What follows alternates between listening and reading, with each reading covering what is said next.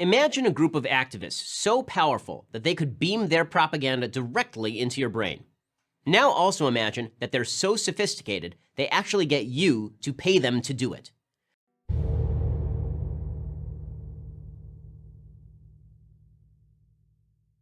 A little over a month ago, Ben Shapiro released a video under PragerU called "Hollywood Wants Your Money and Your Mind." In this video, Ben points to how Hollywood and TV moguls use their platforms to promote in the minds of the American people anti-traditional and anti-Christian values. Ben Shapiro is 100% right on that, of course, but what he ignores is the most important aspect of all. That is, the Jewish angle in it all.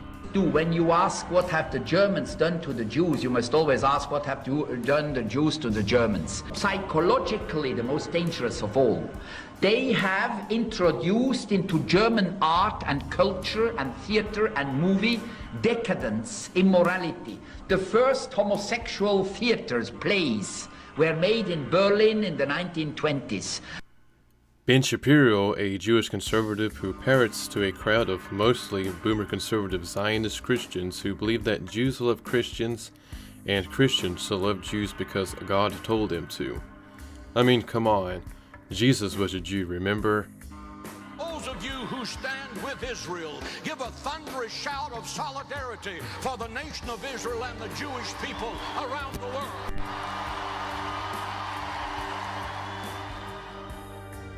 This theology, of course, is not the traditional theological view in regards to those who Christ calls the synagogue of Satan.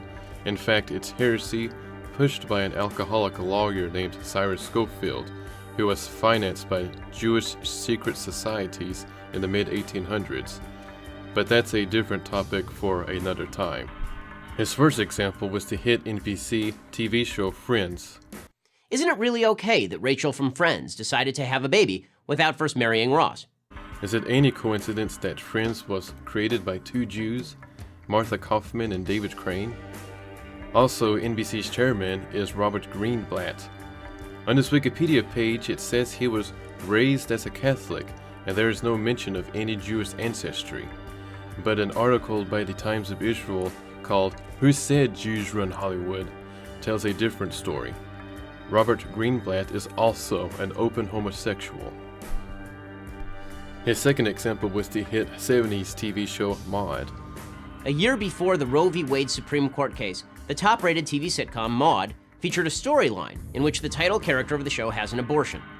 The LA Times described it as a watershed moment in TV history. Why? Well, because it removed the stigma of abortion. Maude was created by Norman Lear, and it is no surprise that he is also a Jew. The show was also broadcasted by CBS. Originally, CBS was a small radio show until it was taken over by William S. Paley, who then, over time, turned it into a major TV broadcasting station. Paley was the mastermind behind CBS until around 1982 when he stepped down as chairman. Oh, and by the way, in case you haven't already guessed, Paley was also a Jew. Today, CBS is owned by CBS Corporation, which is run by Jew Leslie Moonves. He then goes on to Will and Grace and Joe Biden's remarks stating that the show had a major impact on what Americans think about same-sex marriage. The show was also created by two Jews, David Cohen and Max Muchnick, and is owned by Greenblatt's NBC. Since we are back on NBC, let me also mention that at the very top of NBC's pyramid is a company Comcast, which is also owned by a Jew named Brian Roberts. Current shows like Orange is the New Black and Transparent are trying to effect the same change on the issue of transgenderism. Orange is the New Black was created by a Jew named Genji Cohen, and Transparent is created by another Jew and feminist named Jill Soloway. Let's see, I made a promise. Thank you, Goddess. Thank you, Goddess. I promised the Goddess I would thank her, so. And it isn't just social issues. Chevy Chase liked to boast that he helped Jimmy Carter defeat Gerald Ford in 1976. He may be right. Week after week on Saturday Night Live, Chase portrayed Ford, probably the most athletic president in American history, as a bumbling, uncoordinated idiot. In the early 2000s, Comedy Central had a show, That's My Bush, that openly mocked the 43rd president. And of course, Hollywood despises Donald Trump. From crime dramas to the late-night comedy shows, he's relentlessly ridiculed. Somehow, Hollywood managed to take an 8-year hiatus from mocking presidents during the Obama years. But maybe that's just a coincidence. But would he ever mention that Saturday Night Live was founded by a Jew named Lorne Michaels? Or that Comedy Central is just a part of the long list of depraved networks owned by Jew Sumner Redstone's Viacom cabal? Of all of the examples he used in this video, every single one was completely created and dominated by Jews in every single facet, whether being the show creators or the gigantic media moguls. But let's not stop there. I take you now to an article published by Haaretz called Dirty Jews and the Christian Right, which states, quote, "Brilliant actors like Larry David and Sarah Silverman are challenging America's powerful religious, family-friendly culture and asserting their Jewishness by glorifying obscenity." Asserting their Jewishness. Now, what could they mean by that? It's almost as if they're implying that there is some inherently Jewish plan to subvert Christian society in the West or something. Good. I hope the Jews did kill Christ. I'd do it again. I'd fucking do it again in a second. If I hear his Birkenstocks clacking this way. And it gets more perverted still. In an article by Jewish professor Nathan Abrams on the Jewish Quarterly, he states, "There's no getting away from the fact that secular Jews have played and still continue to play a disproportionate role throughout the adult film industry in America. Jewish involvement in pornography has a long history in the United States, as Jews have helped to transform a fringe subculture into what has become a primary constituent of Americana. These are the true blue Jews."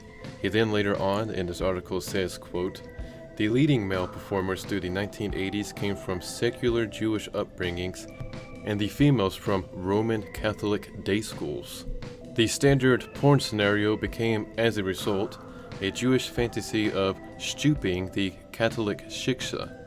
And in case you didn't know, shiksha is a Jewish term for Gentile women, which means unclean animal." Later on still in the article, it states, "Jewish involvement in porn by this argument is a result of an atavistic hatred of Christian authority. They are trying to weaken the dominant culture in America by moral subversion."